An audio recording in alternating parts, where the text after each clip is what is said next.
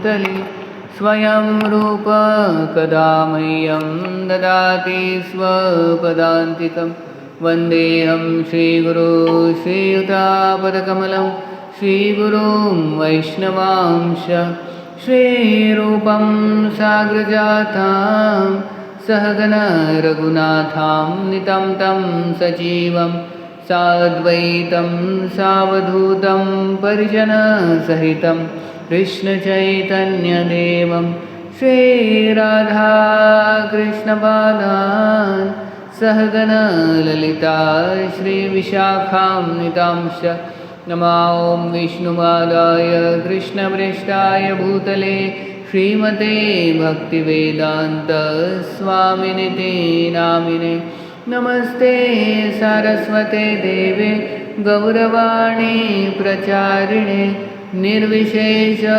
शून्यवादी पाश्चात्यदेशतारिणे नमो महावदन्याय कृष्णप्रेमप्रदायते कृष्णाय कृष्णचैतन्य नामिने गौरत्विषे नमः।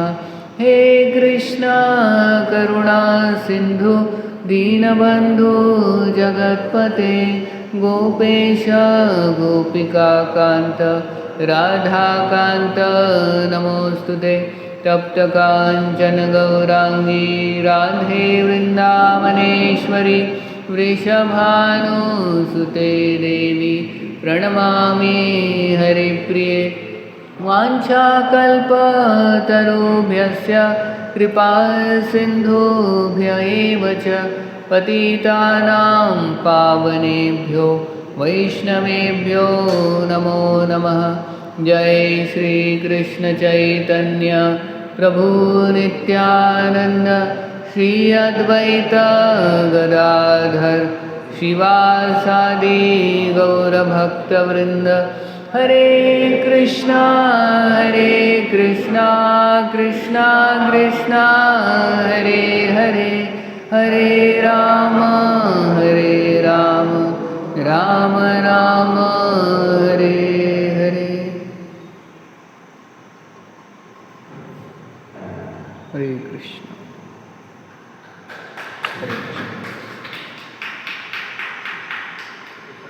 चलो स्टार्ट, इसको स्टार्ट करो। ओके। हरे कृष्णा। ठीक है, तो आप सभी का स्वागत है। तो आज अटेंडेंस एकदम एक संडे गैप पड़ गया, इसलिए अटेंडेंस कम हो गया।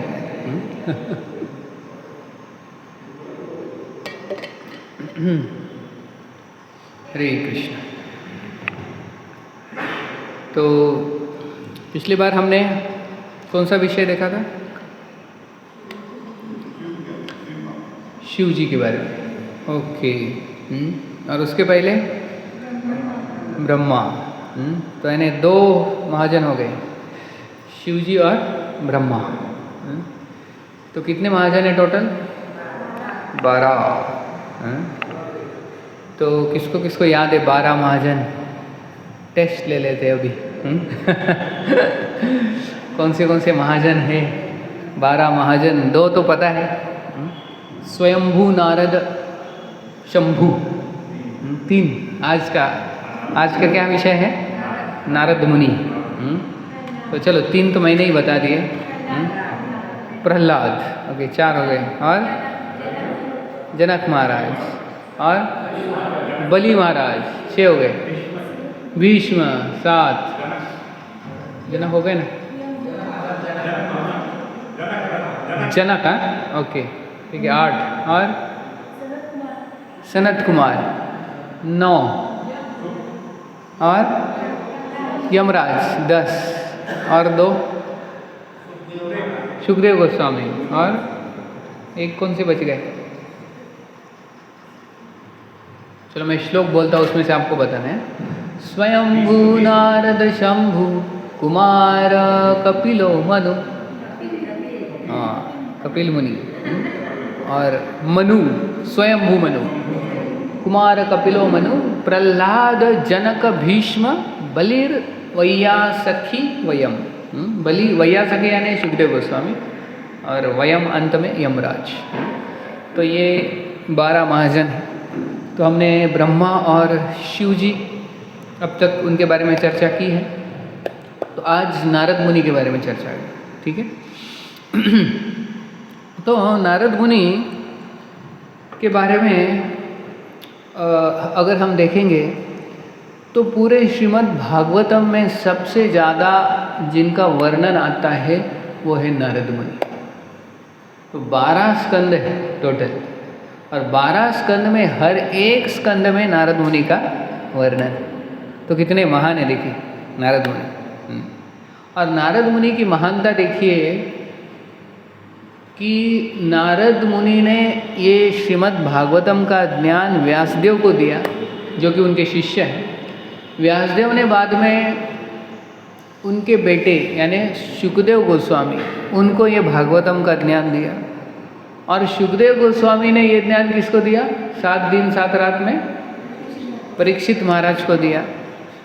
और जब शुकदेव गोस्वामी ये ज्ञान परीक्षित महाराज को दे रहे थे शुकताल, वो स्थान है शुकताल में, तो उस समय वहाँ पे नारद मुनि आके सुनते हैं।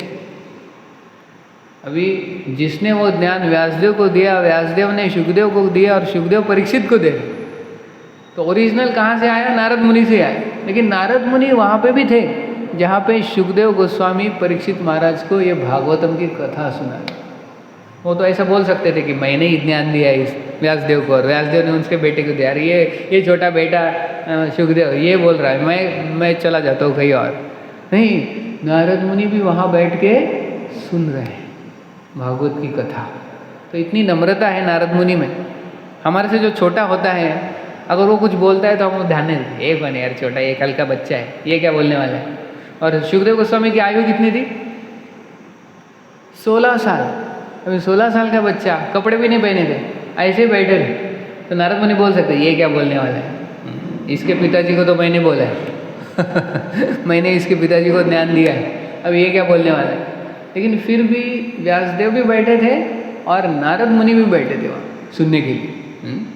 और इतना ही नहीं, और इसके आगे अगर देखेंगे कि जब ये ज्ञान शुकदेव गोस्वामी परीक्षित महाराज को बोल रहे थे भागवत की कथा, उस समय वहाँ पे प्रेजेंट थे और एक व्यक्ति जिनका नाम था सूत गोस्वामी। तो सूत गोस्वामी भी वहाँ पे थे। और बाद में सूत गोस्वामी ये ज्ञान किसको देते हैं नैमिषारण्य में? शौनक आदि ऋषि को। तो सूत गोस्वामी ये फिर से रिपीट करते हैं शौनक आदि ऋषियों को नैमिषारण्य में। शुकताल में कौन सी कथा हो गई? शुकदेव ने परीक्षित को बताया। और नैमिषारण्य में कौन सी कथा हो गई? सूत गोस्वामी शौनक आदि ऋषियों को बताते हैं। गए कि नहीं आप कभी नैमिषारण्य? नहीं गए? नैमिषारण्य शुकताल जाना चाहिए। आप इधर ही नहीं आते तो उधर कहाँ होंगे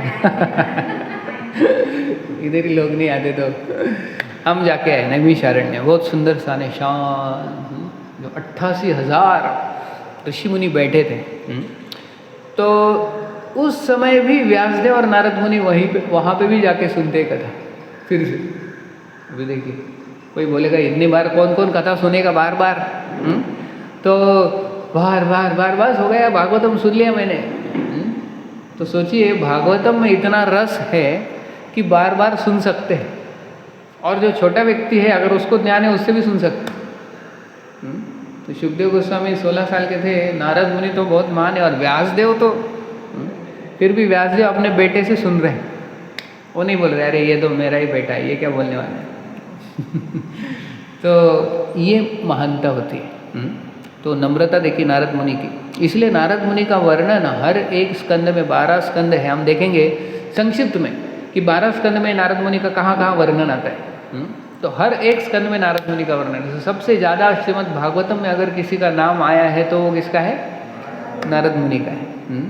तो इतने महान है नारद मुनि।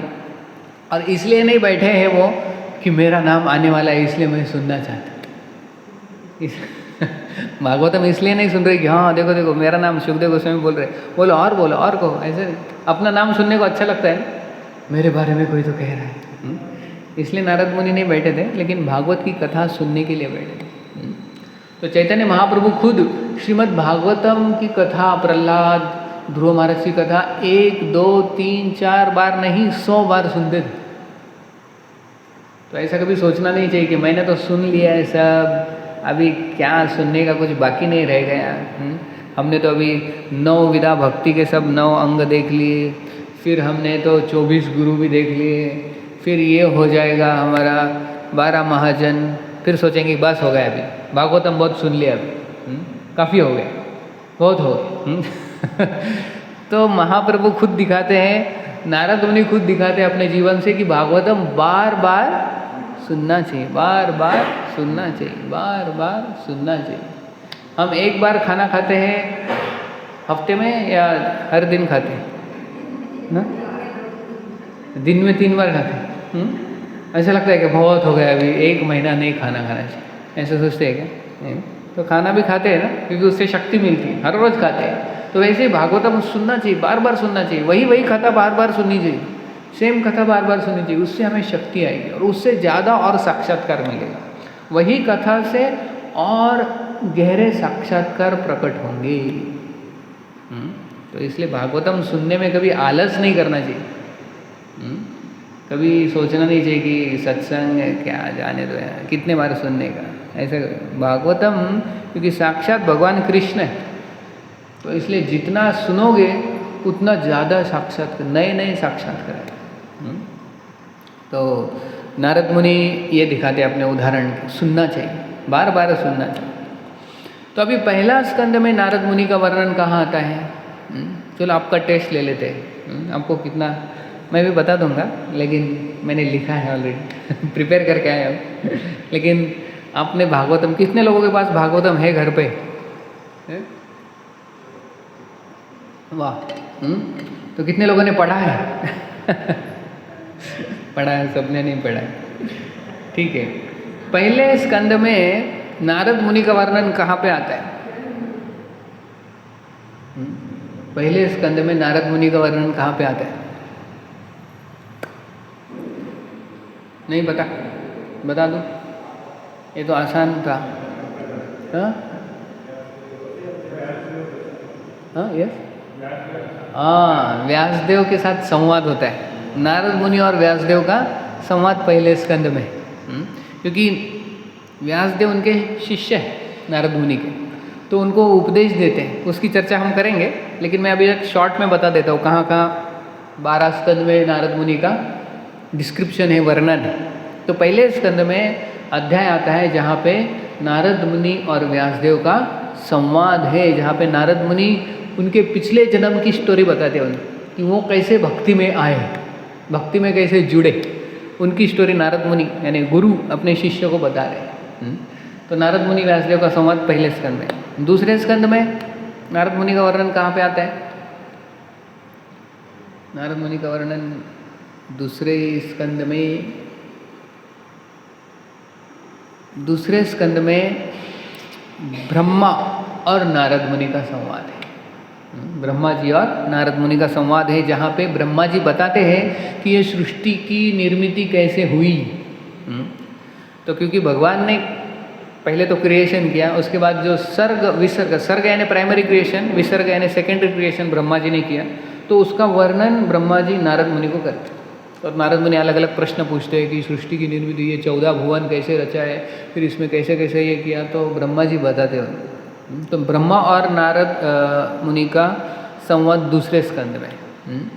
फिर तीसरे स्कंद में कहाँ पे नारद मुनि का वर्णन?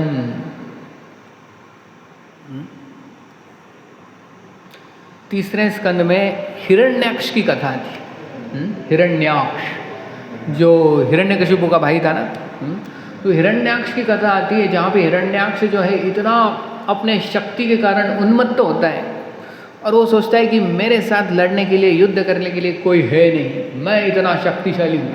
तो सबको ललकारते हुए जाता है, तो कोई नहीं रहता है, क्योंकि उसकी शक्ति इतनी होती है, इतनी अपार शक्ति है उनकी, हिरण्याक्ष की इतना शक्तिशाली था कि उसके सामने कोई लड़ नहीं सकता था। तो इसलिए कोई सामने नहीं आ रहा था, कोई है मेरे साथ युद्ध करने वाला, ऐसा लड़का सबको।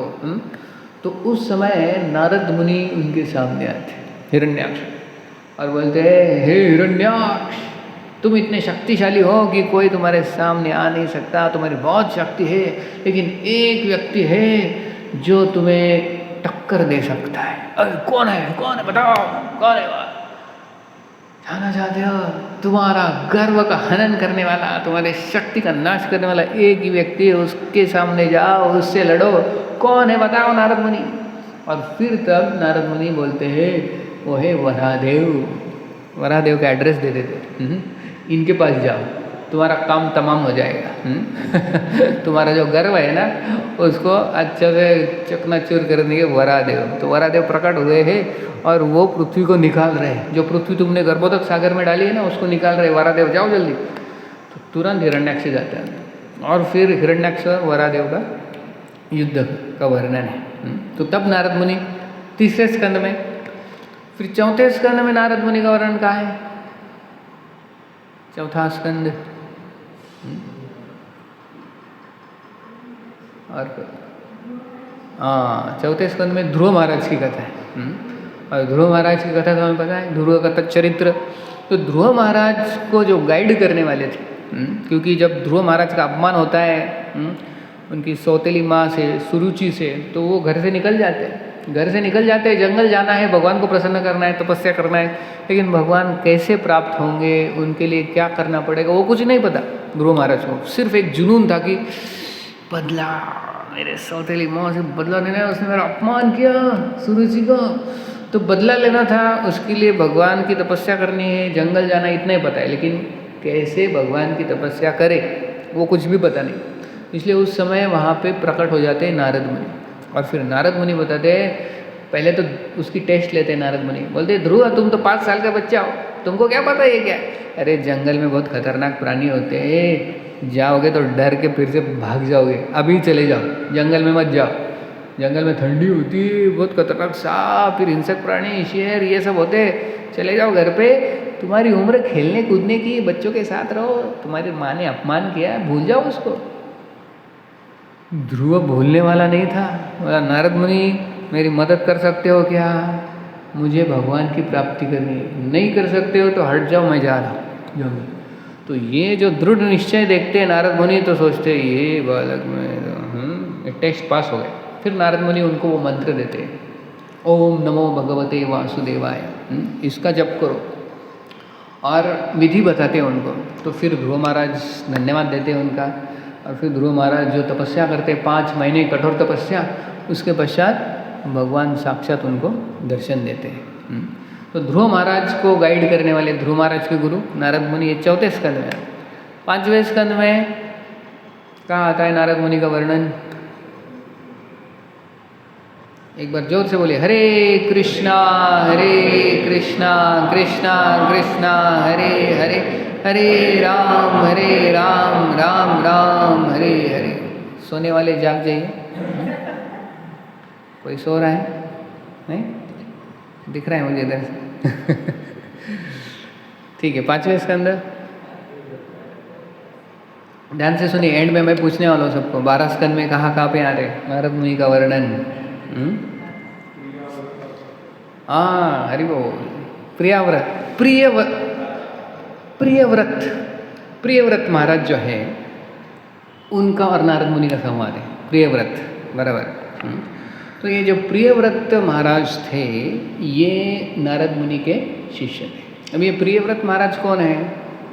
प्रियव्रत एक्चुअली जो स्वयंभू मनु है, तो उनके स्वयंभू मनु के 3 पुत्रियाँ थी और 2 पुत्र थे। एक तो आकुति, प्रसूति, देवहूति, ये पुत्रियाँ थी। और 2 पुत्र कौन से थे? प्रियव्रत और उत्तानपाद। और उत्तानपाद के पुत्र थे ध्रुव महाराज। तो प्रियव्रत जो थे ये नारद मुनि के शिष्य हैं। और 5वें स्कंद में प्रियव्रत महाराज की कथा आती है, जिसमें प्रियव्रत महाराज जंगल में जाके एक बोलते हैं डोंगर, कौन सा नाम है उसका, वो पर्वत का शायद गंधमादन पर्वत, उस पर तपस्या कर रहे थे। तो नारद मुनि उनको गाइड कर रहे थे कि इधर तपस्या करो, भगवान का ध्यान करो, ब्रह्मचार्य का पालन करो, विवाह मत करो, संसार में मत पड़ो, इधर ही रहो, भगवान की तपस्या करो, भगवान के धाम जाओ। तो प्रियव्रत महाराज उधर तपस्या कर रहे थे और नारद मुनि से गाइडेंस ले रहे थे। लेकिन हुआ ऐसे कि जो सृष्टि चलाने के लिए जो दक्ष थे, दक्ष प्रजापति दक्ष, वही गायब हो गए कुछ समय के लिए। तो सृष्टि करने के लिए, राज्य करने के लिए कोई था ही नहीं। तो कोई राजा नहीं रहेगा तो प्रजा का क्या हाल होगा, है ना। तो उस समय सब सोचते अरे कौन करेगा राज्य, दक्ष चला गया, अभी कोई है नहीं, कोई है नहीं। तो फिर सोचे अरे प्रियव्रत है ना, वो तपस्या कर रहा है उधर पर्वत के ऊपर, तो उसको बुला लेते। लेकिन प्रियव्रत महाराज को तो किसका पालन करना था, ब्रह्मचार्य का पालन करना था, तपस्या करनी थी, राज्य वगैरह नहीं करना था, संसार में नहीं पड़ना था। लेकिन सोचते कि अरे इधर कोई राजा है नहीं, प्रजा का क्या हाल हो रहा है।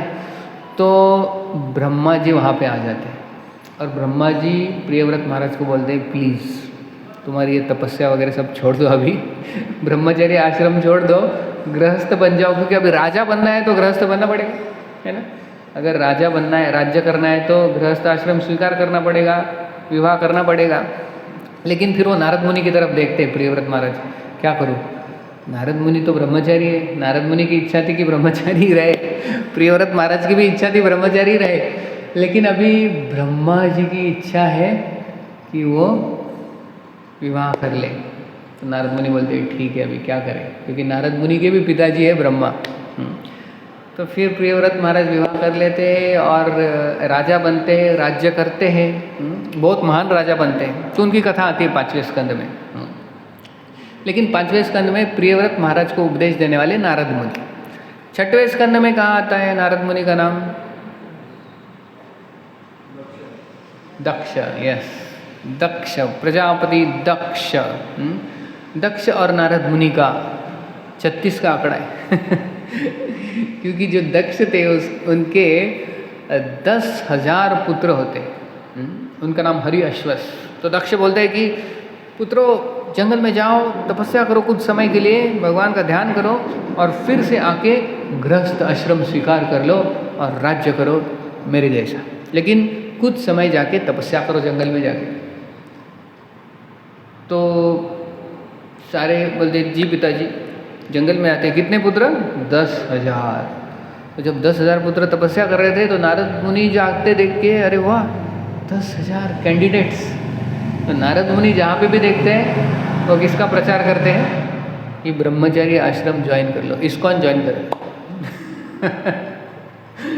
क्योंकि उनको लगता है क्या है गृहस्थ आश्रम में जाके कितना टेंशन है, संसार, कितने सारे चीज़ें होती है, ये करो वो करो, ऐसा करो वैसा करो। तो आसान है क्या भक्ति करना गृहस्थ आश्रम में? कितने लोगों को लगता है आसान है, कितने लोगों को लगता है मुश्किल है? गृहस्थ मुश्किल है, थोड़ा तो मुश्किल है बहुत मुश्किल है। तो नारद मुनि को लगा कि ये 10,000 जो पुत्र है अच्छा अभी गृहस्थ बन जाएंगे तो फिर प्रॉब्लम हो जाएगा। बोलते कि ब्रह्मचारी बन। तो जाके उनको प्रचार कर देते कि देखो अच्छा है दक्ष ने बोला है, लेकिन आप भगवान की भक्ति करो, ब्रह्मचारी रहो और भगवान के धाम जाओ डायरेक्ट, अच्छा है ना। तो सबको लगता है हाँ ये मार्ग अच्छा है, बताया नहीं हमारे पिताजी ने। उधर के उधर ही ब्रह्मचारी बन जाते हैं, उधर चले जाते हैं, घर पे आते ही नहीं। तो दक्ष को गुस्सा आता है, ये नारद मुनि नालायक मेरे बच्चों को ब्रह्मचारी बना दिया। तो फिर वो और 1,000 पुत्र उनके होते हैं, और 1,000 पुत्र फिर से भेजते। लेकिन तो दक्ष में इतनी थी सभ्यता थी कि डायरेक्ट विवाह के लिए नहीं बोला, पहले तपस्या करो फिर बाद में विवाह। तो दक्ष बोले पहले जाओ तपस्या करो फिर बाद में आके विवाह करना है, ठीक है बोल के रख रहा हूँ मैं। हाँ ठीक है जी पिता। तो 1,000 पुत्र जाते हैं, उनका नाम शवल अश्वस। वो जाते हैं जंगल में तपस्या करते। नारद मुनि फिर से देखते हैं, अरे नारद मुनि उनको ज़्यादा प्रचार नहीं करते। बोलते जो इंटेलिजेंट होते हैं, बुद्धिमान होते हैं, वो अपने बड़े भाई के पद चिन्हों पे चलते हैं। हाँ कहाँ है हमारे बड़े भाई? वो गए हिमालय की तरफ, ब्रह्मचारी बन गए। अच्छा तो वो भी चले जाते। नारद मुनि फिर जब दक्ष को न्यूज़ आता है तो इतना गुस्सा आता है नारद मुनि के ऊपर, ये नारद मुनि क्या कर रहे हैं इसको। तो फिर नारद मुनि जब जाते, नारद मुनि जाके दक्ष को मिलने जाते हैं उनको भी प्रचार करने के लिए लेकिन नारद मुनि को देखते ही दक्ष नारद मुनि को श्राप देते, तुमने सारे मेरे पुत्र को ब्रह्मचारी बनाया, तुमको मैं श्राप देता हूँ कि तुम एक जगह पे कभी ठहर नहीं पाओगे, हमेशा तुम्हें घूमना पड़ेगा, तुम्हारा कभी घर नहीं रहेगा, तुम्हें कभी भौतिक आनंद नहीं मिलेगा, तुमको एक जगह पे ठहरने को नहीं मिलेगा, हमेशा तुमको ट्रैवलिंग करना हो। नारद मुनि बोलते ये तो बहुत अच्छा है, ये तो श्राप नहीं, ये तो वरदान है। नारद मुनि क्या बोलते हैं, क्योंकि मुझे प्रचार करना है तो मुझे एक जगह पे रुकने से तो प्रचार नहीं होगा, अलग अलग जगह पे रहूँगा तो अच्छा है। एक दिन भी नारद मुनि एक जगह पे नहीं रुकते, आज बावदान में तो कल बानेर में तो फिर तो ऐसे नारद मुनि घूमते रहते, प्रचार करते रहते। तो नारद मुनि और आनंदित हो गए, बोले बहुत अच्छा है, धन्यवाद दक्ष, और चले जाते। तो ये 6वें स्कंद में आते हैं नारद और दक्ष। 7वें स्कंद में प्रहलाद महाराज। तो नारद मुनि प्रहलाद महाराज के गुरु हैं। जब कयाधु यानी उनके माता के गर्भ में थे प्रहलाद, तो उस समय नारद मुनि ने उपदेश दिया था कयाधु को, लेकिन क्योंकि कयाधु एक स्त्री थी, वो सो जाती है वरना नहीं उसकी, वो सुनती नहीं नारद मुनि के उपदेश, लेकिन सुनता कौन है, गर्भ में जो प्रहलाद, वो सुनता है। क्या बोल रहे नारद मुनि, भगवान विष्णु की भक्ति करनी चाहिए, उनके शरण लेना चाहिए, उनका नाम लेना चाहिए। तो अंदर से वो सुन रहे हैं प्रहलाद। तो नारद मुनि को भी पता है, ठीक है मैं इनको उनकी माँ को नहीं बोल रहा, अभी वो तो सब भूल जाती है, लेकिन प्रहलाद नहीं भूलते, और बाद में जाके इतने महान भक्त बनते हैं प्रहलाद महाराज, जिनके कारण नरसिंहदेव प्रकट होते हैं। तो 7वें स्कंद में नारद मुनि भी आते हैं, प्रहलाद को उपदेश देते हैं। फिर 8वें स्कंद में बलि महाराज की कथा है, लेकिन नारद मुनि की कथा कहाँ है उधर 8वें स्कंद में? देव असुर संग्राम है उसमें, लेकिन नारद मुनि का वर्णन कहाँ है? उसमें जब देव और असुर का संग्राम होता है और इंद्र और ये जो सारे देवता हैं असुर का वध करने लगते हैं, और इतना वध करते हैं और बलि महाराज को भी मार देते हैं इंद्र। तो इतना वध होता है असुरों का, इतना वध होता है कि नारद मुनि वहाँ पे आते हैं। ब्रह्मा जी नारद मुनि को बोलते हैं, अरे जाओ देवताओं को रोको, क्योंकि सारे असुरों का वध हो गया तो कैसे होगा, थोड़े असुर भी चाहिए ना सृष्टि बैलेंस करने के लिए, थोड़े सुर थोड़े असुर दोनों चाहिए, तो सारे असुर का पूरा नाश हो जाएगा। तो नारद मुनि आते हैं वहाँ पे, इंद्र को रोकते, रोको बस हो गए, अभी और असुरों का युद्ध मत करो, उनका वध मत करो, बस हो गया। तो क्योंकि नारद मुनि का आदर करते सब देवता, तो तुरंत रुक जाते हैं। और फिर नारद मुनि सभी असुरों को बोलते हैं, जाओ ये बलि महाराज को तुरंत लेके जाओ शुक्राचार्य के पास। फिर वो शुक्राचार्य के पास लेके, उनके पास संजीवनी विद्या रहती है, उनको फिर से जागृत कर देते हैं बलि महाराज को। तो ये 8वें स्कंद में आता है, नारद मुनि वहाँ पे आते हैं देव असुर संग्राम रोकने के लिए। 9वें स्कंद में कहाँ वर्णन आता है नारद मुनि का? 9वें स्कंद में राजा हरिश्चंद्र का वर्णन है। एक्चुअली 9वें स्कंद में सूर्य वंश और चंद्र वंश दोनों का वर्णन है, और भगवान दोनों वंश में आए। सूर्य वंश में कौन आए? प्रभु रामचंद्र, और चंद्र वंश में श्री कृष्ण। तो जो सूर्य वंश है उसमें हरिश्चंद्र की कथा सुनी है कि नहीं? राजा हरिश्चंद्र, सत्यवादी राजा हरिश्चंद्र, वो सूर्य वंश में आते हैं। तो उनकी कथा जब होती है तो उस समय राजा हरिश्चंद्र का कोई पुत्र नहीं हो रहा था। तो उस समय नारद मुनि आते हैं उनके सामने और बोलते हैं कि आप यज्ञ करो और वरुण देव को प्रसन्न करो, क्योंकि वरुण देव आपको पुत्र देंगे। तो फिर राजा हरिश्चंद्र यज्ञ करते हैं और वरुण देव को प्रसन्न करते हैं। वरुण देव प्रसन्न होते हैं तो फिर उनको पुत्र देते हैं, और उनका नाम क्या होता है हरिश्चंद्र के पुत्र का? रोहित कुमार है, रोहिताश्व। तो उनको पुत्र प्राप्त होता है। तो नारद मुनि के कहने पे वो यज्ञ करते हैं। फिर 10वें स्कंद में तो बहुत वर्णन है नारद मुनि का। मेन यानी कंस से जब मिलते हैं तो नारद मुनि ही बताते हैं कंस को कि अरे जब वसुदेव अपना पहला पुत्र लेके आते हैं और कंस बोलते हैं मुझे पहले पुत्र से कुछ भय नहीं है, 8वें पुत्र से 8वां पुत्र लाओ, पहला लेके जाओ। तो नारद मुनि तुरंत आते बोलते अरे नालायक पागल, तुमको पता नहीं है, ये कमल लाते कमल, और कमल की पंखुड़ी दिखाते कंस को, कौन सी पहली है और कौन सी 8वीं है बताओ। अगर इसको पहली समझोगे तो ये 8वीं हो जाती है, और अगर इसको 8वीं समझ तो ये पहली हो जाए, पहली दूसरी तीसरी 8वीं। तो कौन सा भी 8वां हो सकता है, ये पहला भी 8वां हो सकता है, क्यों छोड़ दिया। तो तुरंत वसुदेव घर पे भी नहीं पहुंचे थे, तुरंत पकड़ लेते हो।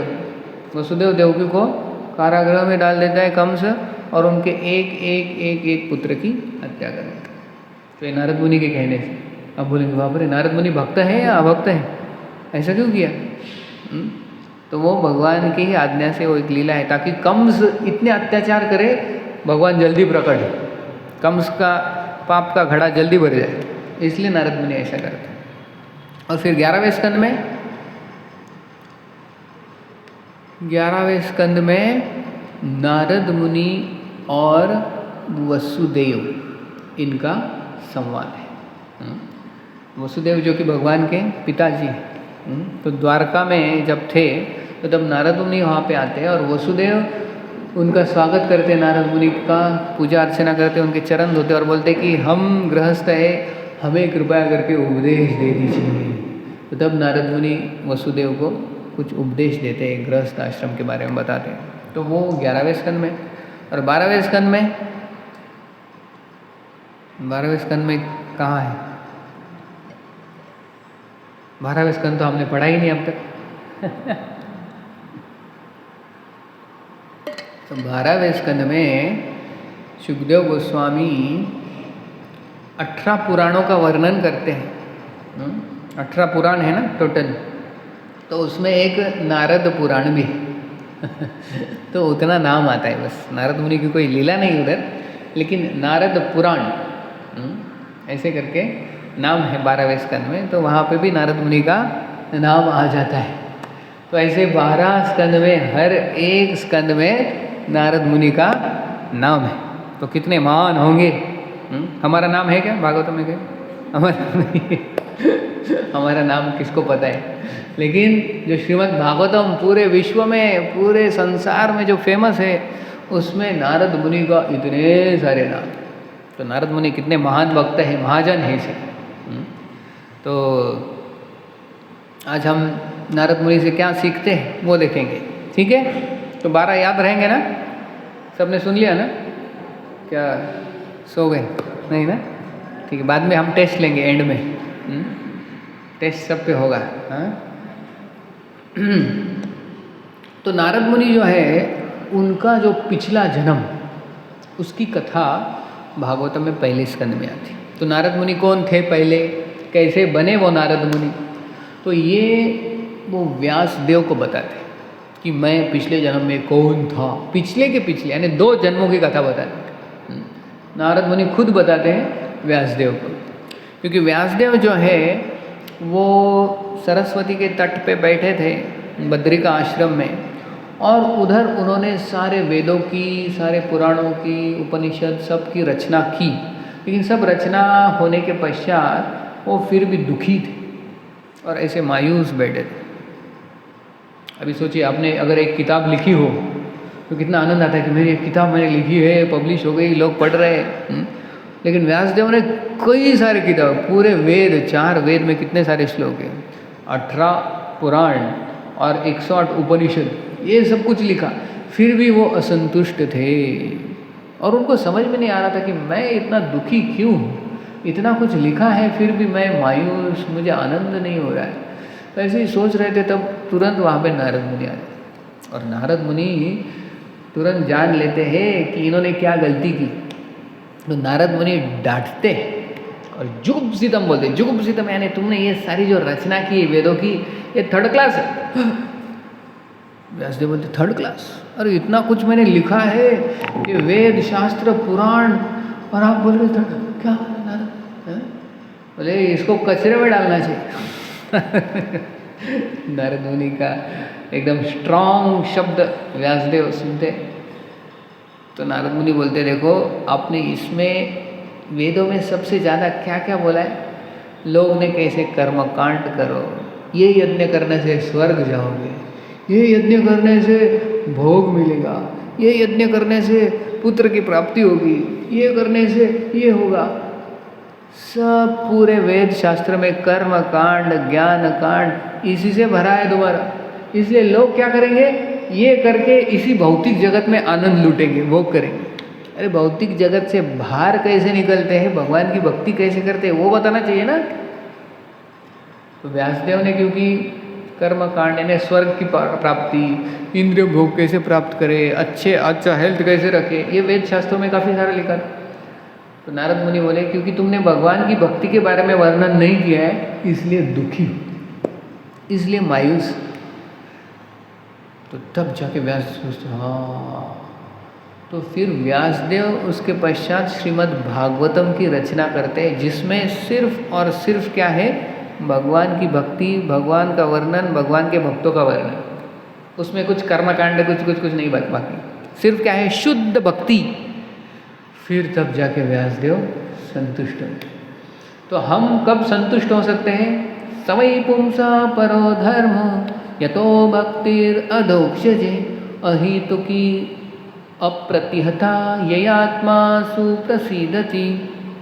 तो जो आत्मा सिर्फ और सिर्फ एक चीज़ से प्रसन्न हो सकता है और वो है भगवान की शुद्ध भक्ति। जो भगवान की शुद्ध भक्ति करता है वही असली रूप से संतुष्ट रह सकता है। तो नारद मुनि बोले शुद्ध भक्ति का ज्ञान दो, नहीं तो संतुष्टि नहीं मिलने वाली। ये स्वर्ग जाओ, ये यज्ञ करो, कर्म कांड करो, ये करो, इससे लोग भी खुश नहीं होंगे और आप भी खुश नहीं हैं। तो व्यासदेव बहुत धन्यवाद देते हैं और फिर नारद मुनि बोलते हैं कि भक्ति के कारण मेरे जीवन में क्या परिवर्तन हो गया मैं बताता हूँ, सुनो। तो तब नारद मुनि बोलते हैं कि मैं कौन था। तो नारद मुनि 2 जन्मों के, एक पहला और उसके पहले एक जन्म की कथा उधर से शुरू करें कि नारद मुनि एक उपभरण करके एक गंधर्व थे। गंधर्व लोग जहाँ पे बहुत अच्छा गाते हैं वो लोग, गंधर्व लोक में। तो नारद मुनि का नाम था उपभरण और बहुत अच्छा गाते थे। अलग अलग इवेंट्स में जाके इवेंट करते थे। आजकल भी जाते हैं लोग इवेंट करके पार्टी में जाके गाते हैं फिल्मी सॉन्ग। तो ये भी ऐसे इवेंट्स करते थे उधर गंधर्व लोक में, उपभरण। तो एक बार उनको इनविटेशन आया जहाँ पे सब सत्संग हो रहा था। तो सत्संग में उनको इनविटेशन आया कि इधर थोड़ा कीर्तन करो, भगवान का गुणगान करो। तो बोले ठीक है। तो नारद मुनि वहाँ पे भी आ गए अपना पूरा बैंड लेके, रॉक बैंड। और ऐसे ही भक्तों का सत्संग हो रहा था। और सत्संग में क्या होता है, किसका गुणगान होता है, भगवान का, भक्तों का गुणगान होता है, कीर्तन होता है। लेकिन नारद मुनि ने जैसे ही माइक हाथ में लिया, क्योंकि इतने सारे उन्होंने फिल्म के सॉन्ग बाहर के सॉन्ग गाए थे, तो जब कीर्तन करने लगे तो मुंह से क्या निकला, बाकी के बाहर के गाने। और वो गाने लगे नारद मुनि भक्तों के बीच में। अभी सोचिए अगर यहाँ पे हम फिल्म के सॉन्ग लगाए तो आपको कैसा लगेगा, अच्छा लगेगा? हाँ प्रभु अच्छा लगेगा, लगाओ। बहुत नींद आ रही है, नींद चली जाएगी। तो नारद मुनि गाना गाने लगे और सभी आश्चर्यचकित हो गए, अरे ये क्या है, इधर भक्तों का सत्संग हो रहा है, भगवान का गुणगान हो रहा है, ये कौन सा गाना चला गया बीच में से ही, कौन सा स्टेशन लग गया? तो सब आके डांटने लगे, क्या चल रहा है तुम्हारा, ये क्या बाहर का इवेंट नहीं है, ये भक्तों का सत्संग है, तुमको हरे कृष्णा गाना है, कीर्तन गाना है। सॉरी। तो उधर के जो व्यक्ति थे इंचार्ज, वो गुस्सा हो गए, बोले कि तुम नालायक, तुमने ऐसे ये सत्संग को भंग किया, गलत चीज़ बोल के, यार भगवान का गुणगान करना है, तुम भागे की चीज़।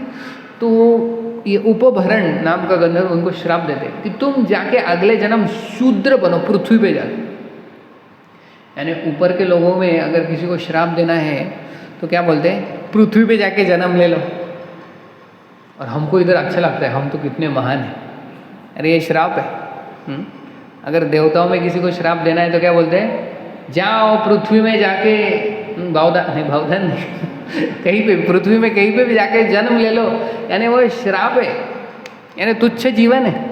लेकिन हमको इधर क्या लगता है, हाँ कितना अच्छा लग रहा है, एसी में तो बहुत अच्छा लगता है, तो हमको लगता है हमारा जीवन बहुत महान, लेकिन वो तुच्छ है देवताओं के हिसाब से। और देवताओं का जीवन जो वैकुंठ में रहते हैं उनके हिसाब से बहुत तुच्छ है।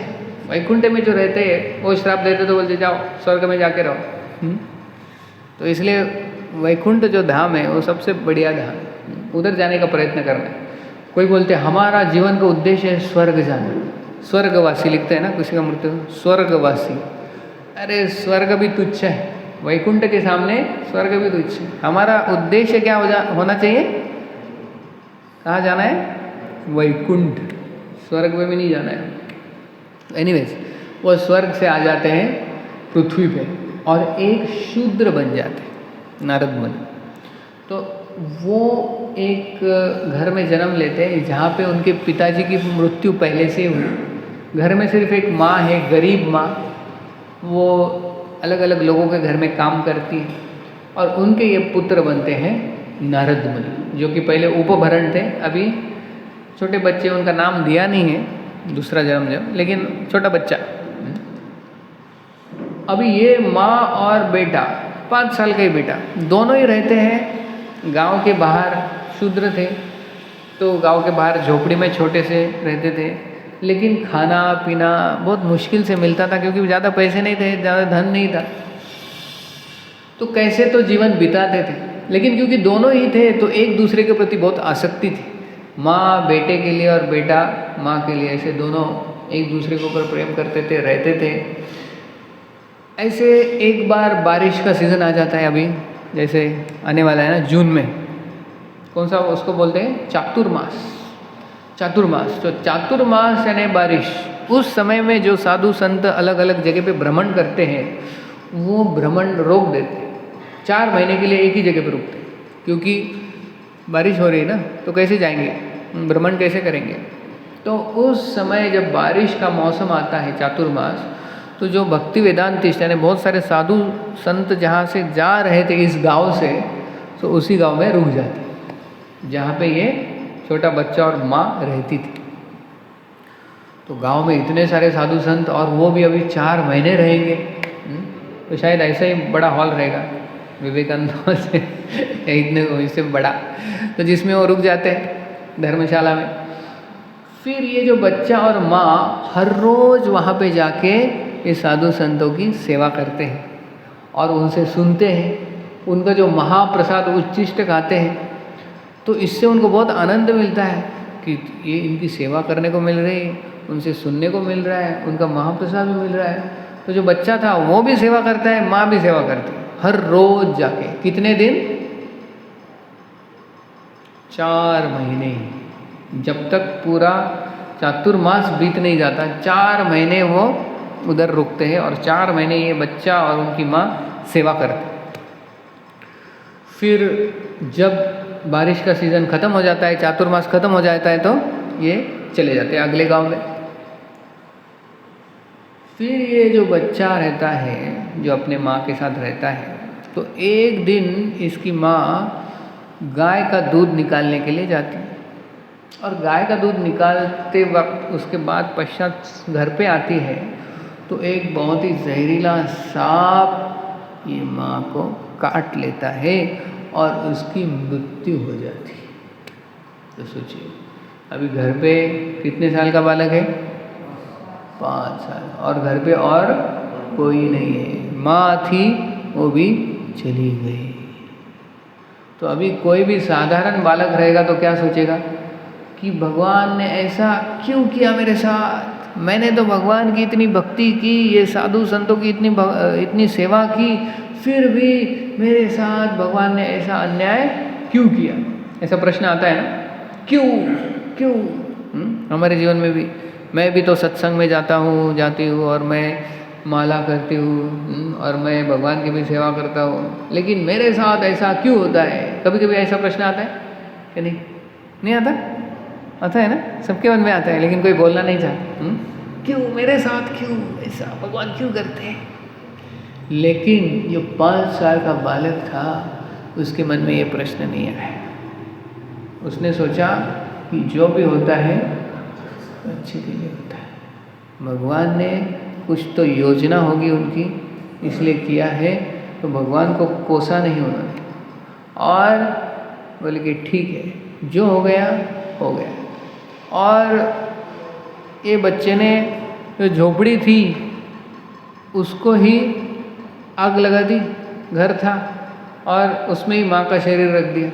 अंतिम संस्कार घर का भी हो गया और अपने माँ का भी हो गया। और जो बच्चा छोड़ के चला गया और फिर 5 साल का बच्चा अलग अलग जगह पे जा रहा था, जंगल में घूम रहा था, कभी गांव में कभी शहर में, अलग अलग जगह पे जाके भगवान को स्मरण करता था, भगवान का ध्यान करता था, भगवान का नाम लेते लेते। एक दिन वो दिन के समय ऐसे एक पेड़ के नीचे बैठा और ध्यान करने लगा। और ध्यान करते करते करते करते करते करते क्योंकि उसने इतनी भक्ति की थी, इतनी तपस्या की थी, इतने दुख झेले थे कि भगवान उस पर इतने प्रसन्न हो गए, साक्षात दर्शन दे दिया। और भगवान का इतना सुंदर रूप है, उसका वर्णन है। तो भगवान को देखते ही नारद मुनि इतने खुश हो गए, इतने खुश हो गए, आनंदित हो गए कि भगवान का दर्शन जिसको प्राप्त होता है वो सारे दुख भूल जाता है। तो देखिए 5 साल के बच्चे को भगवान ने दर्शन दे दिया और जब भगवान का दर्शन हो गया तो इतना खुश हो गए। और लेकिन दर्शन कुछ समय के लिए मिला, फिर चला गया। फिर ये बच्चा सोचने अरे भगवान कहाँ चले गए, फिर से ध्यान लगाने लगे, फिर से तपस्या करके भगवान का दर्शन प्राप्त करने के, लेकिन अभी दर्शन हो ही नहीं रहा, एक ही बार हो गया। अभी फिर से दर्शन प्रयत्न करने पर भी हो नहीं रहा, तो उसको बहुत उतर फिर से तो तब भगवान ने एक उधर से ऊपर से आवाज़ आई कि तुम्हें अभी मेरा दर्शन नहीं होगा, एक बार मैंने तुमको दर्शन दिया है ना। एक बार जो होता है पहली बार वो फ्री होता है ना है ना। कुछ भी आपको अगर आप कुछ खरीदने जाओगे पेड़ा, तो एक पेड़ा फ्री है ना, ये खा के ले, हाँ अच्छा है। फिर आप दूसरा मांगोगे तो देगा क्यों, नहीं फिर खरीदना पड़ेगा, पैसे देना पड़ेगा, है ना। तो भगवान ने भी वैसे उसको पेड़ा दे दिया, यानी एक फ्री ट्रायल दर्शन। अभी आपको दूसरा दर्शन नहीं मिलेगा, फ्री एक ही बार होता है, तो उसके लिए तुम्हें शुद्ध बनना पड़ेगा और तपस्या करनी पड़ेगी। जब पूरी तरह से शुद्ध होंगे तो फिर मेरा दर्शन पाओगे। तो फिर जो बच्चा था उसने भगवान की इतनी तीव्रता से भक्ति की उस समय से कि पूरा उनका जब आयुष्य खत्म हो गया, जब उनकी मृत्यु हो गई, तो अगले जन्म में वो बने नारद मुनि। और नारद मुनि का ऐसा वैशिष्ट्य है कि जब भी वो भगवान का नाम लेते हैं, भगवान का स्मरण करते हैं, उनके बिना पे भगवान तुरंत उनके सामने प्रकट हो जाते हैं। जैसे भगवान का नाम लो, नारायण या विष्णु जैसे ही बोलते हैं भगवान बोलते हैं क्या चाहिए नारद मुनि, ऐसे भगवान सामने आ जाते। तो कितना अच्छा है ना, अगर हम भी ऐसा भगवान का स्मरण करते नारायण, तो भगवान सामने आएंगे। क्या बोले, मेरी पीठ दर्द हो रही है, मेरा पैर दर्द हो रहा है, हमारे थोड़ा घर थोड़ा बड़ा कर दो, 1 BHK का, 2 BHK का, 3 BHK का, हमारी गाड़ी, कितना सारा कुछ मांगेंगे हम नहीं भगवान अगर हमारे सामने आके। लेकिन नारद मुनि कुछ मांगते नहीं, नारद मुनि सिर्फ मांगते कि आपकी भक्ति दे दो, आपके चरणों की शरण दे दो बस। और भगवान को जो नारद मुनि का जो वीणा है वो भी भगवान ने गिफ्ट दिया है नारद मुनि को, बोले कि इस पर आप गाते रहो और जब भी आप स्मरण करोगे कुछ चाहिए मुझे स्मरण, मैं आ जाऊँगा डायरेक्ट कहीं पे भी। नारद मुनि का शरीर आध्यात्मिक है, वो पाताल लोक में भी जा सकते हैं, पृथ्वी लोक में भी जा सकते हैं, स्वर्ग लोक भी जा सकते हैं, वैकुंठ भी जा सकते हैं, सब जगह पे जाते हैं। उनको कुछ वीज़ा पासपोर्ट की ज़रूरत नहीं, कोई उनको रोक नहीं सकता। तो ऐसा शरीर प्रदान कर दिया भगवान ने, क्योंकि उन्होंने उस तरह की भक्ति की। उन्होंने भगवान को कोसा नहीं पहले जन्म में कि ऐसा क्यों किया मेरे साथ। भक्ति वेदांतिस्ट की इतनी अच्छी से सेवा की। तो कभी ऐसा प्रश्न नहीं पूछना चाहिए, क्यों मेरे साथ ऐसा हुआ, भगवान है या नहीं, भगवान है ही नहीं शायद। तो ऐसा प्रश्न नहीं आना चाहिए। इसका मतलब हमारी भक्ति अब तक परिपक्व नहीं है। तो भगवान जो करते हैं हमारे अच्छे के लिए ही करते हैं, ये विश्वास होना चाहिए। तो बच्चे को विश्वास था, तो इसलिए अलग अलग जगह पे जाके तपस्या करता था, भगवान ने दर्शन दिया और फिर बाद में वो, तो पहले उपभरण जो गंधर्व थे, फिर बाद में बना वो बालक शूद्र के घर पे, और फिर बाद में वो बने नारद मुनि। तो ऐसे वो सक्सेस स्टोरी, आपने किताबें पढ़ी होगी ना, फ्रॉम रैग्स टू रिचेस। एक चाय वाले से बने पंत प्रधान। ऐसे अलग अलग सक्सेस स्टोरी होती है ना, कि मैं पहले कैसा था, चाय बेचता था और क्या मेरी हालत थी, और आज मैं देश का पंत प्रधान हूँ। ऐसा सबको अच्छा लगता है ना, कि मैं कौन था, किस घर में जन्म लिया था, और आज मैंने कर दिखाया। तो सबसे बेस्ट सक्सेस स्टोरी किसकी है? नारद मुनि की। तो कौन थे वो, और फिर कौन बन गए, कि जिनके सामने भगवान हमेशा प्रकट रहते हैं, तुरंत आ जाते हैं। तो ये नारद मुनि की स्टोरी है, सक्सेस स्टोरी, जो कि वो व्यासदेव को बताते हैं पहले स्कंद में। और व्यासदेव को बताते हैं कि ये है भक्ति की शक्ति, इसलिए भक्ति का, शुद्ध भक्ति का वर्णन करो। ये तो टाइम पास सब तुमने दिया है ना वेदों में, ये सब टाइम पास है, इससे कुछ नहीं होने वाला है। शुद्ध भक्ति का वर्णन करो, ऐसी किताब लिखो। तब जाके व्यासदेव श्रीमद् भागवतम, अमल पुराण, इसकी रचना करते, तो अब व्यासदेव भी संतुष्ट हो जाते। तो इसलिए नारद मुनि की success story best success story है। अगर हमें जीवन में निराशा मिले, और अगर हमें प्रश्न आए हमारे मन में कि मेरे साथ ऐसा क्यों होता है, तो किसको स्मरण करना चाहिए? नारद मुनि को। तो नारद मुनि जो है ये एक ट्रैवलिंग प्रीचर है। ट्रैवलिंग प्रीचर है, वो अलग अलग जगह पे जाके भगवान का गुणगान करते हैं, भगवान का संदेश देते अलग अलग लोगों को। और उनके इतने सारे शिष्य हैं कि उनसे ज़्यादा शिष्य किसी के नहीं। तो कौन कौन है महान महान शिष्य नारद मुनि के? एक तो व्यासदेव, जो कि भगवान के अवतार है, वो नारद मुनि के शिष्य बने। देखिए नारद मुनि का क्या स्टेटस। और कौन है नारद मुनि के शिष्य? प्रहलाद महाराज और ध्रुव महाराज, इतने। और बोले ना वाल्मीकि, हाँ वाल्मीकि मुनि। वाल्मीकि मुनि को भी नारद मुनि ही नहीं दिया ना, राम राम मरा मरा मरा मरा। तो वाल्मीकि है। और नारद मुनि के शिष्य कौन कौन है?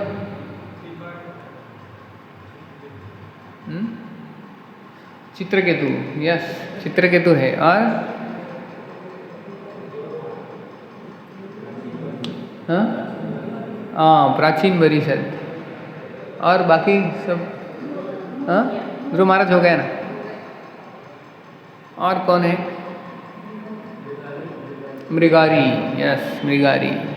और ये 10,000 पुत्र इनके, दक्ष के 10,000 और 1,000, हरि अश्वस शवल अश्वस।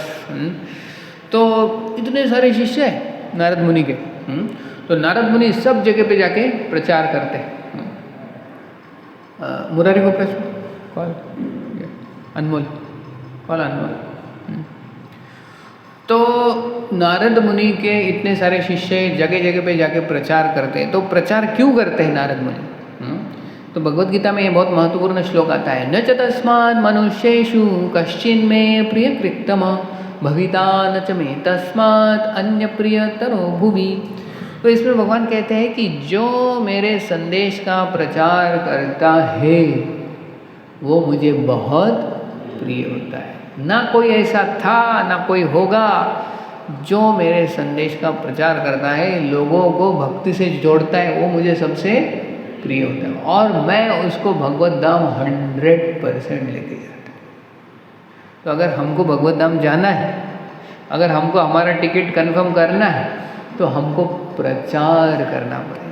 अगर हम लोगों को भक्ति में जोड़ते हैं तो हमारा जाना निश्चित होता है। भगवान भगवद गीता में बोल रहे हैं, जो व्यक्ति लोगों को भक्ति में जोड़ता है वो सबसे प्रिय होता है, और कोई मुझे प्रिय नहीं है, ऐसा व्यक्ति प्रिय। इसलिए हमारा कर्तव्य होना चाहिए, हम तो भक्ति करें लेकिन हमारे साथ और लोगों को जोड़े।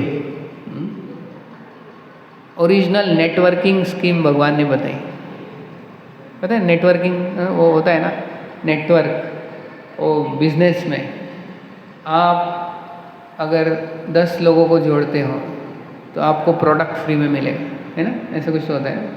और इतने लोगों को जोड़ते हैं तो आपको ये मिलेगा, इतने लोगों को जोड़ेंगे तो ये मिलेगा। तो इस स्कीम सबसे पहले किसने शुरू की है? भगवान ने ही शुरू की। भगवद गीता में भगवान बोलते हैं अगर आप लोगों को जोड़ोगे तो आपको प्रोडक्ट फ्री। कौन सा product? Back to god ad, ticket confirm. किसको किसको टिकट कंफर्म करना है? सबको करना है, अभी वेटिंग है। मेरा पता नहीं, मैंने कितने लोगों को भक्त बनाए पता नहीं अब तक। लेकिन अगर वेटिंग का RAC और फिर RAC का कंफर्म करना है तो हमें क्या करना पड़ेगा? लोगों को जोड़ना है। तो यहाँ पे कुछ भक्त आते हैं, 30-40 भक्त, तो आपने हर एक जन ने एक एक को लाया तो कितने हो जाएंगे? 50 से 100 हो जाएंगे। तो आपने टारगेट लेना चाहिए कि मैं अगले टाइम आऊँगा तो और एक भक्त को लेके आ जाऊँगा, यानी आपको कंसेशन मिल जाएगा। और 2 लोगों को लाओगे तो और कंसेशन मिलेगा, 3 लोगों को लाओगे तो और कंसेशन मिल जाएगा, पूरा हॉल भर जाना चाहिए। अभी हॉल हमको चेंज करना है। तो इसलिए नारद मुनि भगवान को बहुत प्रिय है, क्योंकि नारद मुनि जगह जगह पे जाके प्रचार करते हैं और इतने महान महान उनके शिष्य हैं। और ऐसे ऐसे शिष्य हैं कि जो भक्ति छोड़ते नहीं है। ऐसे नहीं कि इसको बनाया वो चला गया, इसको भी भक्त बनाया वो भी चला गया। प्रहलाद महाराज जैसे, ध्रुव महाराज जैसे, व्यासदेव जैसे, चित्रकेतु जैसे कितने महान महान भक्त बनाए। तो इसलिए नारद मुनि भगवान को बहुत बहुत बहुत बहुत प्रिय है, क्योंकि उनके संदेश का वो प्रचार कर रहे हैं। तो इसलिए नारद मुनि से ये हमें सीखना है कि प्रचार करना चाहिए। आप बोलोगे लेकिन मुझे तो कुछ आता नहीं है, मुझे तो कुछ याद रहता नहीं है, और मैं दूसरों को कैसे भक्ति के बारे में बताऊं? कितना आसान है प्रचार करना। आपको क्या बड़ा लेक्चर नहीं देना है। जो भी कोई आपके पड़ोसी में है, जो भी कोई नज़दीक का व्यक्ति है, उसको सिर्फ बोलना है कि आप हरे कृष्णा का जप करो, आप भगवद गीता पढ़िए, आप मंदिर आइए, आप सत्संग में आइए। इतना तो कोई भी बोल सकता है ना, क्या मुश्किल है क्या? हरे कृष्णा का जप करने के लिए बोल सकते हैं कि भगवान हमारे परम पिता हैं, हम उनके सेवक हैं, हम उनके दास हैं, हम इस भौतिक जगत में आके दुख भुगत रहे। अगर हम भगवान की भक्ति करेंगे, भगवान का नाम लेंगे तो सुखी आनंदी हो जाएंगे और हम भगवान के धाम जाएंगे। कितना आसान संदेश, ये भी हम बोल नहीं सकते।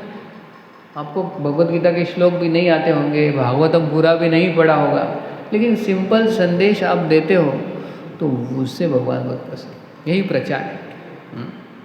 और प्रचार का ये भी मतलब है कि हम भी अच्छे से भक्ति करें।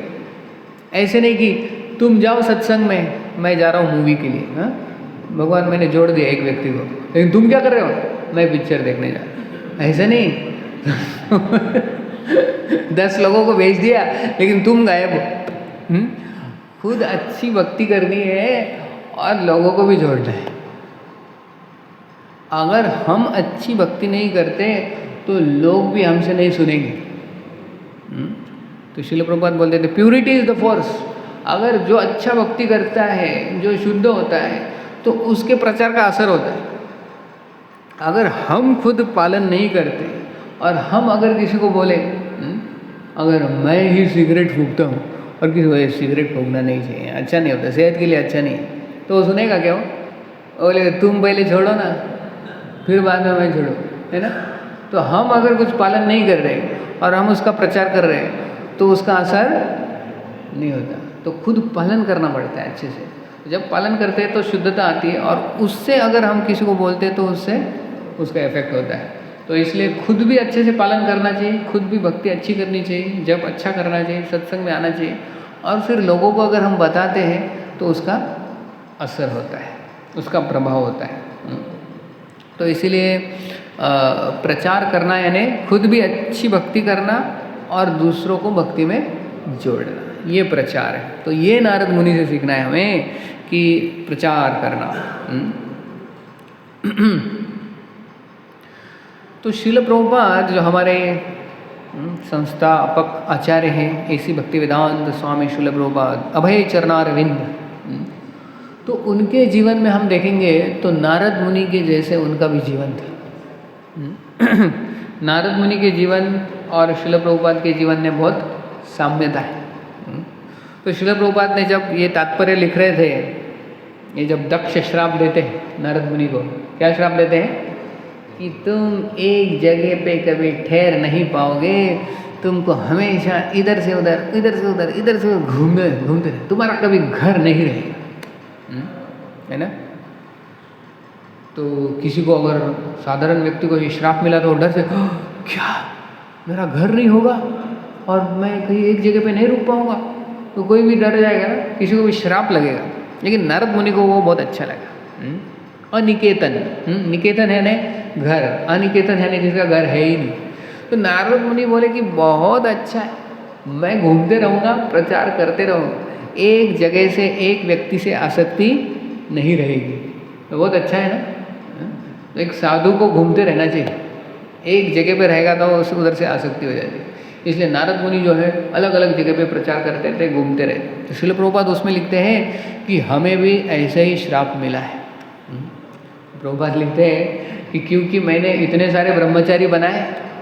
श्रील प्रभुपाद जब 1970s में प्रचार कर रहे थे तो अमेरिका, ऑस्ट्रेलिया, रशिया, ये वो अलग अलग देशों से लोग इस्कॉन में जुड़ रहे थे और बहुत हज़ारों की संख्या में जुड़ के ब्रह्मचारी बन रहे थे, भगवान की सेवा में पूरी तरह से लग रहे थे और भारत में आके प्रचार किया अमेरिका के लोगों ने। लेकिन इधर के लोग धन्यवाद देना चाहिए कि आप प्रचार करें, तो वो बोलते थे ये CIA के एजेंट्स हैं। CIA यानी उधर की खुफिया एजेंसी, अमेरिका से लोग आ रहे हैं और इधर आके जासूसी कर रहे हैं। तो उधर के जो अमेरिकन वो भक्त आए थे, बोले अरे हमने सब कुछ छोड़ के भक्ति कर रहे हैं, भक्ति का प्रचार कर रहे हैं, हमारा धन्यवाद देना चाहिए। लेकिन इधर के लोग क्या बोल रहे थे, तुम खुफिया एजेंसी CIA से हो, चले जाओ। बोले अरे तुम्हारे भारत देश में चुराने जैसा है ही क्या, इतना गरीब देश है, हमारा अमेरिका ऑलरेडी इतना प्रगत देश है, तुम्हारे पास चुराने के लिए है क्या कि हम आके चुराए तुम्हारे देश से।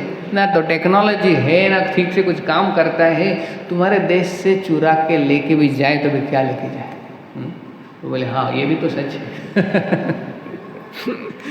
लेकिन प्रचार हुआ उन लोगों से, क्योंकि प्रभुपाद को इधर तो प्रतिसाद अच्छा मिला नहीं, लेकिन अमेरिका में जाके जब प्रचार किया तो उधर से जो प्रचार बढ़ गया। तो आज देखते हैं कि 700 से भी ज़्यादा मंदिर पूरे देश भर में, पूरे जग भर में इस्कॉन के हैं और हर एक कॉन्टिनेंट पे श्रील प्रभुपाद की किताबें पहुंची हैं।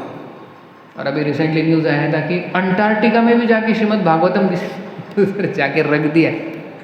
एक वीडियो देखा किसने, वो वीडियो देखा कि सब कितने कॉन्टिनेंट से टोटल 7, तो 6 कॉन्टिनेंट में ऑलरेडी प्रभुपाद की किताबें पहुंच गई थी, तो 7वां कॉन्टिनेंट पे नहीं पहुंची थी। कौन से, अंटार्कटिका में। तो हमारे एक भक्त जाके उधर भी जाकर रख के आए भागवतम, बोले कि पहुंच गए 7वें कॉन्टिनेंट पे पहुंच गए।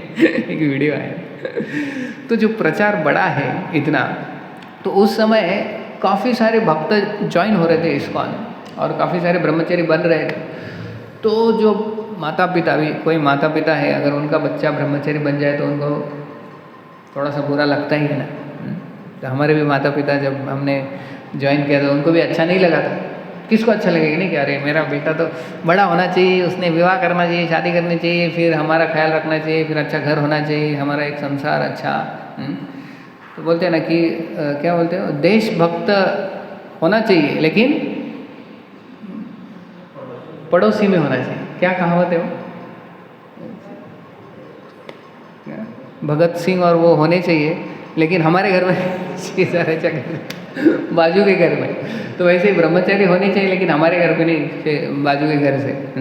तो माता पिता को जनरली अच्छा नहीं लगा। तो ये सारे जो ब्रह्मचारियों के माता पिता थे वो आके प्रभुपाद को बोलते थे कि आपने हमारे बेटों को ले लिया, ब्रह्मचारी बना दिया। तो प्रभुपाद बोलते थे हमने तो कुछ नहीं किया है, वो खुद से आए, आपको चाहिए तो लेके जाओ उनको। लेकिन वो बेटे बोलते नहीं, हमको इधर ही रहना है। और वो अमेरिका में बड़े बड़े मिलियनियर बिलियनियर के घर वाले थे। उनके घर पे इतना सारा धन संपत्ति सब छोड़ के इस्कॉन ज्वाइन कर, क्योंकि उधर कुछ आनंद है नहीं। आनंद किस में था? भक्ति में आनंद था। तो प्रभुपाद लिखते हैं कि ये सारे जो माता पिता है उनको बहुत दुख लगा कि मैंने उनके सारे इतने सारे बेटे ले लिए, इसलिए उन्होंने मुझे श्राप दे दिया है। उन्होंने मुझे श्राप क्या दिया है कि एक जगह पे आप कभी रुक नहीं सकते, आपका घर हो नहीं सकता। तो इसलिए मैं हमेशा ट्रैवलिंग करते रहता। और इसलिए श्रील प्रभुपाद ने 12 साल में 14 बार भ्रमण किया पूरे पृथ्वी का प्रचार करने के लिए। बोलते एक जगह पे मैं 3 दिन के ज़्यादा रह नहीं सकता। और अलग इतने बड़े बड़े मंदिर थे, लेकिन एक जगह पे सिर्फ 3 दिन रहते थे, प्रचार करके आगे जाते थे, फिर दूसरे जगह पे, फिर तीसरे जगह पे। इसलिए इस्कॉन इतना बढ़ चुका है, क्योंकि प्रभुपाद ने 14 बार भ्रमण किया पूरे पृथ्वी को 12 साल। तो प्रभुपाद और नारद मुनि में भी बहुत साम्य है। नारद मुनि ने भी इतना सारा प्रचार किया जगह जगह पे जाके, और प्रभुपाद ने भी बहुत सारा प्रचार किया। लेकिन एक चीज़ है इसमें कि नारद मुनि ने काफ़ी प्रचार किया, काफ़ी घूमे अलग अलग जगह पे, लेकिन नारद मुनि ने एक ही किताब लिखी। कौन सा किताब है पता है उसका नाम? हाँ, नारद पंचरात्र, या उसको नारद भक्ति सूत्र भी बोलते हैं। तो एक ही किताब लिखा है नारद मुनि ने। प्रचार बहुत किया लेकिन किताब एक ही लिखा। और व्यासदेव जो है, व्यासदेव ने ज़्यादा प्रचार नहीं किया लेकिन बहुत किताबें लिखी, और हज़ारों की संख्या में किताबें लिखी। तो व्यासदेव ने किताबें बहुत लिखी है, ज़्यादा घूमे नहीं है, प्रचार नहीं किया। लेकिन नारद मुनि ने प्रचार किया है, बहुत घूमे, लेकिन किताब एक ही लिखी। लेकिन हमारे श्रील प्रभुपाद जो है कि जिन्होंने प्रचार भी बहुत किया है, घूमे भी बहुत है, और किताबें भी बहुत लिखी है। इसलिए नारद मुनि प्लस व्यासदेव कंबाइंड टुगेदर है श्रील प्रभुपाद। तो जो व्यक्ति इतना ट्रैवलिंग करेगा, उसके दिमाग सिर्फ ट्रैवलिंग। अगर आप किसी बाहर देश में जाते हो तो जेट लैग होता है। जेट लैग यानी उधर का टाइम अलग, इधर का टाइम अलग। क्या है, इधर दिन था उधर भी दिन था, नींद गायब, यानी नींद लेनी है नहीं, तो व्यक्ति पागल हो जाता है। लेकिन प्रभुपाद अलग अलग जगह पे जाके प्रचार करते थे, उनको जेट लैग नहीं होता था बिल्कुल। ऐसे नहीं कभी 4 दिन बीमार हो गया। तो इतना जो ट्रैवलिंग करता है वो कभी किताब लिखने के लिए किसी ने किताब लिखा है यहाँ पे? नहीं लिखा है, नहीं। तो किताब लिखने के लिए बहुत ही शांत दिमाग चाहिए, है ना। लिखना है एक किताब, फिर उसको एडिट करो, उसका रिव्यू करो, फिर ये करो, बहुत शांति से लिखना पड़ता है, दिमाग शांत होना चाहिए, वो ट्रैवलिंग नहीं कर सकता। लेकिन श्रील प्रभुपाद ने तो 14 बार पृथ्वी का ट्रैवलिंग किया, भ्रमण किया, उसके साथ 90 किताबें लिखी। एक नहीं, दो नहीं, कितने? 90 किताबें। हमने तो अभी पढ़ी भी नहीं, लेकिन उन्होंने वो ट्रैवलिंग करते करते लिखा है। ट्रैवलिंग भी करते थे, प्रचार भी करते थे, मैनेजमेंट भी करते थे, और किताबें भी लिखते थे। सुबह सुबह रात को 1 बजे ही उड़ जाते थे, और 1 बजे से सुबह के 5 बजे तक श्रील प्रभुपाद किताबें लिखते थे।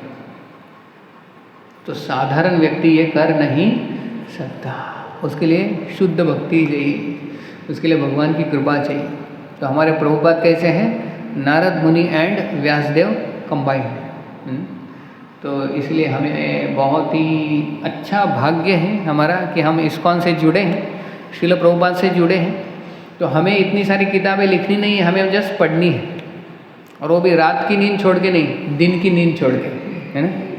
हम रात में भी सोते हैं, दिन में भी सोते हैं, हमको सिर्फ दिन की थोड़ी सी नींद कम करके श्रील प्रभुपाद की किताबें पढ़नी है। तो आपके पास पूरा, बहुत लोगों के पास भागवतम है लेकिन पढ़ा नहीं, जशी आहे तशी। भगवत गीता है लेकिन कैसी है? जशी आहे तशीच ठेवली आहे माळ्यावरती, धूळ खात। तो उसको निकालना भी है, उसको पढ़ना भी है। गीता भागवत पढ़ना चाहिए। प्रभुपाद ने इतना मेहनत करके, इतना तपस्या करके हमारे लिए लिखा है, तो हमने एटलीस्ट पढ़ना चाहिए। तो ये नारद मुनि का जीवन है। और नारद मुनि से हमने क्या सीखना चाहिए? क्या सबसे महत्वपूर्ण सीख नारद मुनि से सीखी हमने? हाँ, ओके। और घूमते रहते हैं। यस, हमने एटलीस्ट बावदान में घूमना चाहिए और अलग अलग लोगों को हमारे सत्संग के बारे में बोल के लोगों को भक्ति से कनेक्ट करना चाहिए। और क्या? हाँ, अब ऐसा क्यों प्रश्न नहीं आया नारद मुनि के जीवन में? इसलिए वो नारद मुनि बने, इसलिए उनका नाम भागवतम में। कोसा होता तो आज उनका नाम इधर महाजन में हम चर्चा नहीं करते। हम कोसते हैं भगवान को मनी मन में, कैसा उसके साथ क्यों नहीं हुआ, ऐसे उसके साथ होना चाहिए, मेरे साथ क्यों, मैं तो इतना अच्छा जप करता हूँ, वो जप नहीं करता। तो हमारे मन में ऐसा विचार आता है। एक्चुअली भौतिक जगत में दुख है और दुखालय व शाश्वतम। तो ये दुख हमारे कर्मों के कारण आ रहे हैं, लेकिन कुछ दुख आते हैं तो सोचना चाहिए इतना दुख आने वाला था, भगवान ने उसको इतना ही दिया है, भगवान को धन्यवाद दो। लेकिन हम बोलते इतना क्यों दिया, जीरो क्यों नहीं किया? इतना मिलने वाला था, इतना सही मिला है अभी। इसलिए भगवान को किसी भी परिस्थिति में कोसना नहीं चाहिए। जो भी हो रहा है भगवान अच्छे के लिए कर रहे हैं। तो इसी के कारण वो नारद मुनि बने। ये भी सीखा हमने। और क्या सीखा नारद मुनि के जीवन से? हाँ, शुद्ध भक्तों की सेवा करनी चाहिए। यस, भक्ति वेदांतिस्ट जो आए थे 4 महीने वहाँ पे रुके थे, तो उनकी इतनी सेवा की उन्होंने 4 महीने। तो महान भक्तों की सेवा करते हैं तो उससे हमारे भक्ति में प्रगति होती है। यस, और क्या देखा हमने आज? सतत हाँ, हरिनाम लेना चाहिए, जैसे नारद मुनि लेते हैं वीणा के ऊपर, भगवान का नाम लेते हैं, राधिका रमन। तो भगवान का नाम लेते ही इतना शुद्ध नाम होता है कि भगवान वहाँ पे प्रकट हो जाते हैं डायरेक्ट। इतने उनके नाम में शक्ति। यस, हरिनाम। और बाकी के लोगों ने बताया है, आपने बताया पॉइंट। हाँ, बार बार सुनना चाहिए। नारद मुनि कितने बार सुने? एक तो व्यासदेव को बताया, फिर व्यासदेव ने शुकदेव गोस्वामी को, और शुकदेव गोस्वामी जब कथा कर रहे थे शुकताल में, वहाँ जाके बैठे नारद मुनि।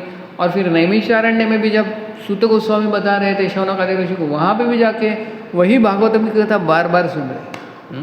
तो बार बार सुनना चाहिए, बार बार सुनना चाहिए, बार बार। उससे बोर नहीं होना चाहिए कि सुन लिया ना, अभी क्या है, कितना सुना रहे। यस, और मुरारी को प्रश्न? हरि कौन? ठीक है। और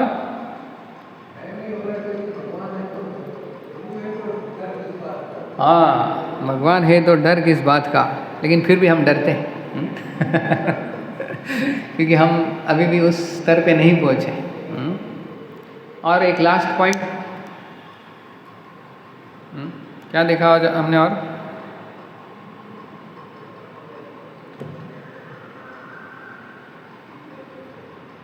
बारह स्कंद में सब कोई बताएगा? सब याद है? कहाँ पे? कौन बताएगा? 12 स्कंद में कहाँ पे वर्णन आता है नारद मुनि का? किसको याद है? अच्छा चलो एक एक बता दो, एक एक पूछ लेता हूँ मैं। सबने सुना है ना? पहले स्कंद में कहाँ पे है? व्यास और नारद मुनि का संवाद, ठीक है। दूसरे ब्रह्मा और नारद मुनि का संवाद, ठीक है। तीसरे हिरण्याक्ष को जब वो उपदेश देते हैं नारद मुनि, जाओ वराहदेव के पास जाके उनसे लड़ाई करो। चौथे ध्रुव महाराज। पांचवें प्रियव्रत महाराज। छठवें दक्ष के बेटे को प्रचार करके दक्ष को भी प्रचार करते, दक्ष श्राप देते। सातवें प्रहलाद महाराज को प्रचार करते। आठवें देव और असुर का संग्राम, उसमें वो रोकते हैं युद्ध को, छोटा सा ही प्रसंग है। 9वें स्कंद में राजा हरिश्चंद्र, उनको बोलते हैं यज्ञ करने के लिए। और 10वें, हाँ, कंस को कमल दिखाते हैं। वैसे 10वें स्कंद में और भी जगह पे आते हैं नारद मुनि। और 11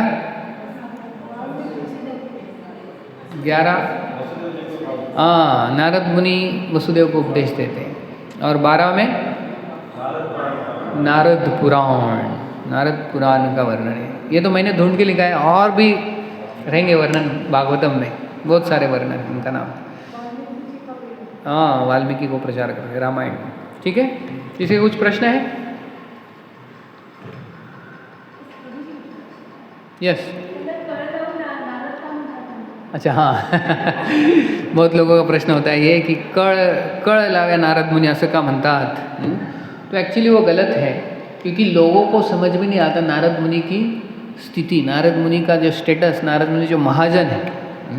तो लोगों को सोचते अरे कंस को क्यों बताया, कंस को बोलने की ज़रूरत क्या थी, अच्छे से पहले बेटे को छोड़ दिया था, दूसरा भी बच जाता, तीसरा भी बच जाता, चौथा बच जाता, फिर 8वें को मारते।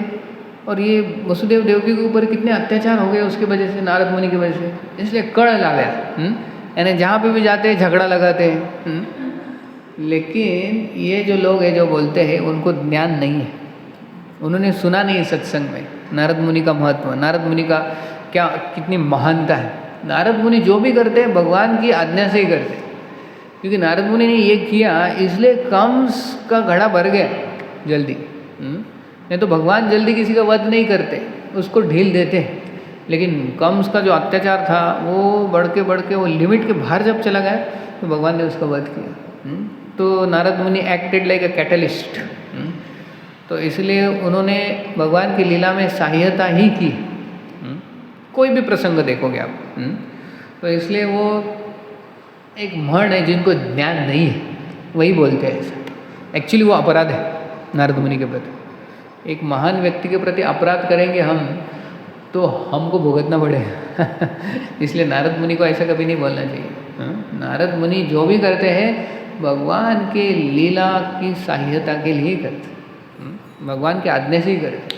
भगवान डायरेक्ट स्फुरित होते हैं उनके मन में, तो वो कभी गलत नहीं कर सकते, ये विश्वास होना चाहिए। ठीक है और कुछ इतने बज गए? ओके, ठीक है। तो हम जप करेंगे एक माला, उसके पश्चात आरती होगी। बीड हाँ स्टॉप।